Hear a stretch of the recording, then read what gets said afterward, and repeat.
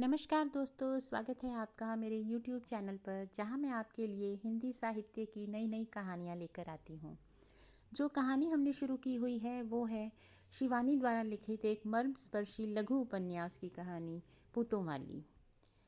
अब तक आपने ये सुना कि शिव सागर मिश्र और पार्वती के पांच पांच सपूत थे, लेकिन उनको सुख किसी भी पुत्र से नहीं मिला था। अंतिम समय में जब वे बहुत बूढ़े और बीमार हो चुके थे, तो शिव सागर मिश्र अपनी पत्नी का इलाज कराने के लिए अपने सबसे छोटे बेटे, जिसे वो प्यार से छुटका कहते थे, के घर दिल्ली आए थे। वहाँ पुत्र और उनकी बहू घर में नहीं थे, तो दरबान ने उन्हें घर के अंदर बैठा दिया कि अभी उनके बेटा बहू आ जाएंगे। अब आगे देखते हैं क्या होता है। तो शुरू करें। दोनों अपने ही बेटे के गृह में सहमे अनजान अतिथि से घंटों बैठे रहे। कैसी सुंदर सजावट थी कमरे की, मूर्तियां, मखमली सोफा, जहाज सी कुर्सियां। सहसा पुत्र के वैभव के बीच में पार्वती को अपना अतीत याद आया। कितना संकुचित था वह अतीत और कितना उदार है ये वर्तमान। इन बच्चों के वैभव का प्रतीक थी तब घर की एकमात्र आराम कुर्सी, जिसे उनके बाबूजी एक बार शहर जाने पर नीलामी से खरीद कर लाए थे। पार्वती ने ही उस ढीली पड़ रही बैंत की बुनावट को बचाने के लिए पुराने लिहाफ की रुई भरकर एक गुदगुदी गद्दी बना दी थी। उसमें अर्धशायित पति की रौबदार मुद्रा पर वह बाहर भीतर जाते बार बार न्योछावर होती थी। मजाल थी कि शिव सागर के घर पर रहते कोई उस कुर्सी पर बैठ जाए, पर जहाँ वे घर से बाहर जाते तो पांचों बेटे उस पर टूट पड़ते।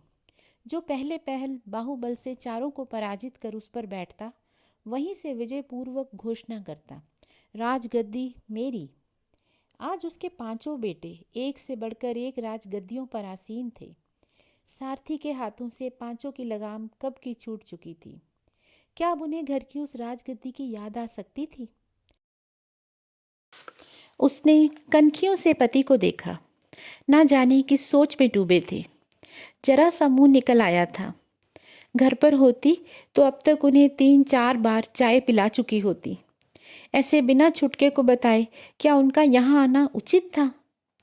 इतने में ही कार का हॉर्न सुनकर दोनों एक साथ चौंके।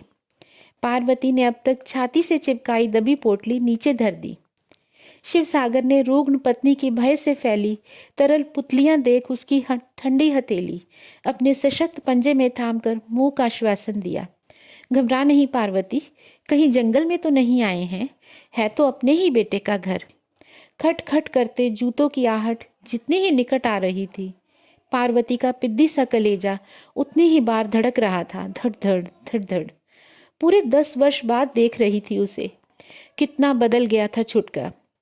अधपके बाल, खिचड़ी मूछें, पर अब भी कैसा सजीला लग रहा था नीले सूट में।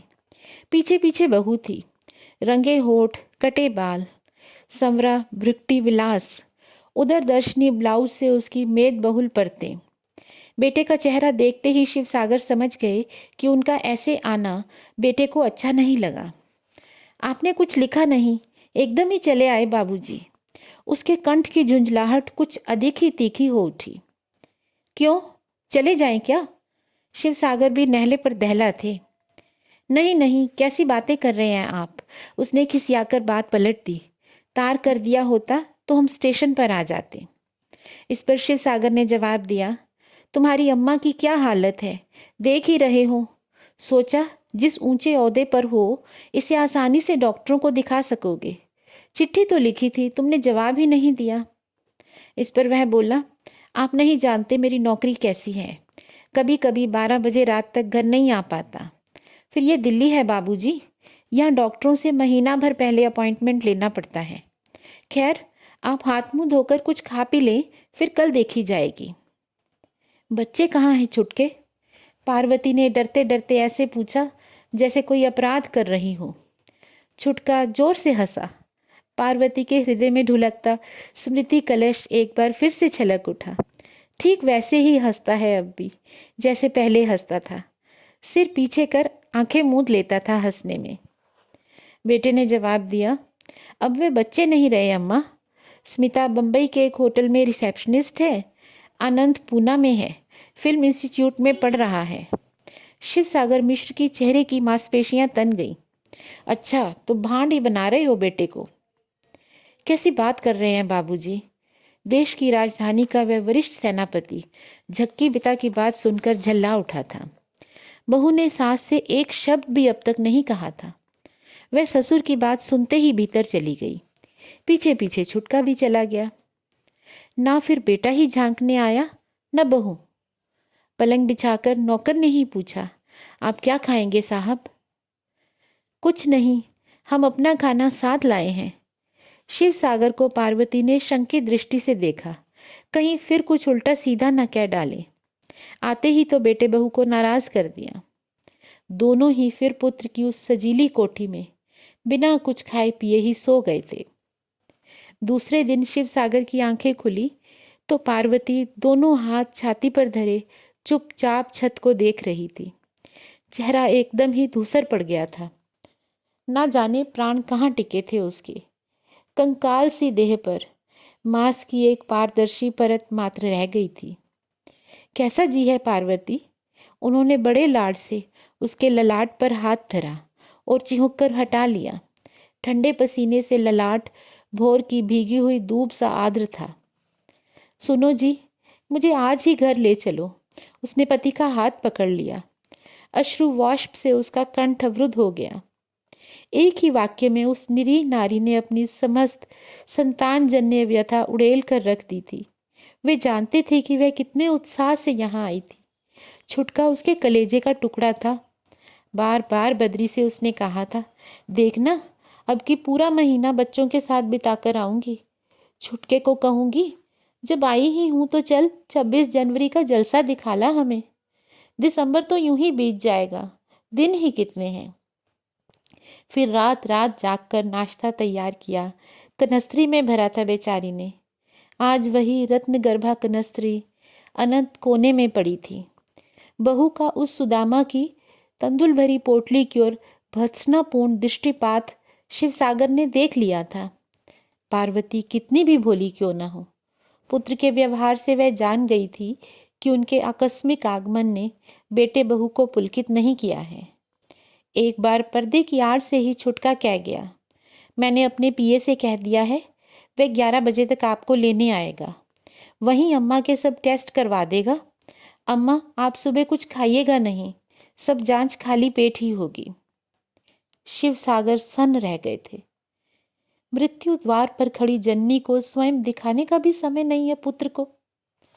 आधी रात को आंखें खुली तो देखा पार्वती उकड़ू बैठी दोनों घुटनों में सिर छिपाए सिसक रही थी। वे हड़बड़ा कर उठे और दोनों हाथों से सिसकती पार्वती पर झुक गए। क्या बात है पार्वती, कहाँ तकलीफ है? तो वह बोली, मुझे अभी घर ले चलो जी, यहाँ मेरा दम घुटा जा रहा है। इस पर उन्होंने कहा, ठीक है पार्वती, हम कल ही लौट जाएंगे। अभी इतनी रात को तो कोई सवारी भी नहीं मिलेगी। आओ सो जाओ।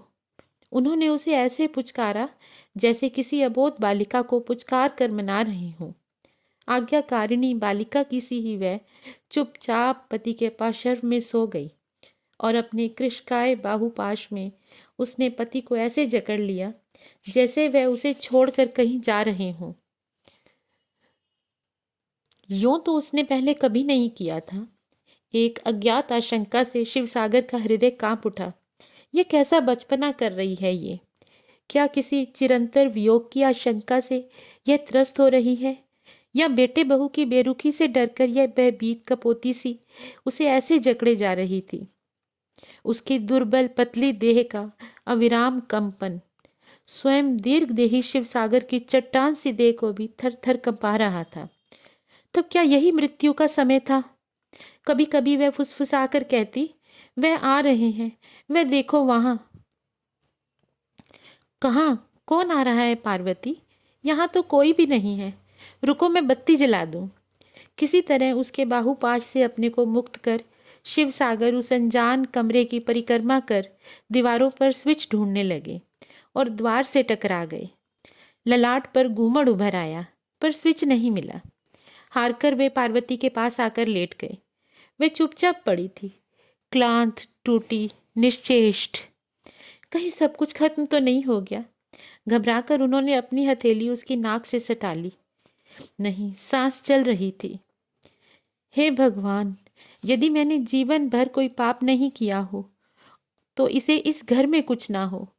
वह उसी घर से जाए जहां इसकी स्मृतियों से भरा अशर्फियों का घड़ा धरा है। यही सोच बार बार शिव सागर को आती रही। खैर, भोर हो गई थी। सहसा कहीं कौवे एक साथ काम काम कर उठे। सड़क पर 2-3 कुत्ते विकृत स्वर में विलाप कर उठे और एक टिटिप चीखती आकाश की शून्यता को चीरती निकल गई। सूर्य की पहली किरण पार्वती के सफेद चेहरे पर पड़ी। अश्विन के श्वेत फैमिल मेघ हों, जैसे उसके चेहरे पर आकर बिखर गए हों। अपनी देह पर झुके चिंतातुर चेहरे को देख उसने हंसने की चेष्टा की, पर ललाट पीड़ा से संकुचित हो गया। फिर वह बोले, क्या बात है पार्वती, बहुत कमजोरी लग रही है ना? एक बार फिर उसके कांपते अधर दयनीय चिरोरी में सिमट गए। अब तो भोर हो गई, मुझे घर ले चलो जी। इस पर शिव सागर बोले, ठीक है, तुम लेटी रहो, अभी सब सो रहे हैं, जागने पर जाने नहीं देंगे, मैं सवारी ले आता हूँ। फिर थोड़ी ही देर में शिव सागर स्कूटर ले आए। घर से दूर बाहर ही रुकवा आए थे, जिससे उसकी खर खर से कोई जाग ना पड़े। ऐसी हालत में पार्वती को बिना आरक्षण के कैसे ले जाएंगे, यह बात भी सोचने का अवकाश नहीं था उन्हें। पहले सामान धरा, फिर क्रुद्ध आशुतोष से पत्नी की देह कंधे पर डाल वे स्कूटर में बैठ गए। यार्ड में खड़ी गाड़ी सहारनपुर जा रही थी। टिकट लेकर उसी में बैठ गए। आए किसी भी पुर, यह मनहूस शहर तो पीछे छूटेगा। उस धूल का एक एक कण बिच्छू बना उन्हें हर पल डंक दे रहा था। इस शहर को छोड़ते ही पार्वती ठीक हो जाएगी। उनका अनुमान ठीक था। गाड़ी के चलते ही पार्वती उनकी गोद में सिर धर गहरी नींद में डूब गई। ना जाने कितनी बार गाड़ी बदली, कभी ट्रेन और कभी बस में लंबा सफ़र करके दोनों अपने घर पहुँचे तो रात हो आई थी। अब कैसा भय। कुंभी पाक नरक से निकलकर अब वे दोनों अपने नंदन कानन में पहुँच गए थे। यहाँ से उनकी पार्वती को खींच ले जाए, इतने बाल थे क्या यमराज की छाती में। और इस तरह से शिव सागर को लगा कि उस अवस्था से निकल आए हैं और शायद उनकी पार्वती अब ठीक हो जाएगी। दोस्तों, ऐसा क्यों होता है कि जिन बच्चों को माता पिता अपना खून देकर सींचते हैं, अपना सब कुछ स्वाहा करके भी उनको आगे बढ़ाते हैं, जब वह बूढ़े हो जाते हैं तो वही बच्चे उनका ख्याल नहीं रख पाते हैं, वो अपनी दुनिया में ही मग्न हो जाते हैं। इस कहानी में आगे क्या होता है? क्या बच्चे वापस अपने माँ बाप का हालचाल पूछेंगे? क्या पार्वती ठीक हो जाएगी?